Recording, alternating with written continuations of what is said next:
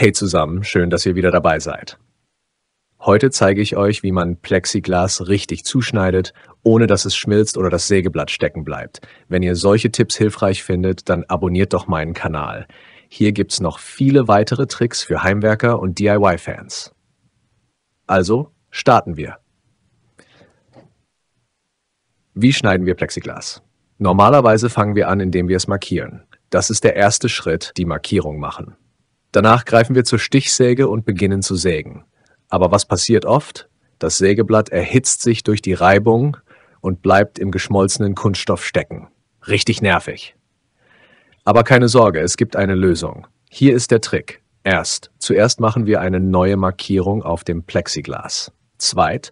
Dann wechseln wir das Sägeblatt. Statt des ersten Sägeblatts, das stecken geblieben ist, nehme ich jetzt eins mit größeren Zähnen. 3. Das Geheimnis? Normales Motoröl. Trage einfach ein wenig Öl auf die Schnittstelle auf, so wie ich es hier mache, und dann geht's los. Und schaut euch das Ergebnis an. Der Schnitt ist perfekt sauber und schmelzen oder gerade. So einfach ist es, wenn man den richtigen Trick kennt.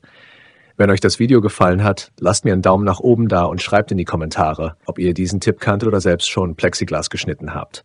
Und vergesst nicht, abonnieren, damit ihr keine weiteren Heimwerker-Tricks verpasst. Vielen Dank fürs Zuschauen und bis zum nächsten Mal. Bleibt kreativ.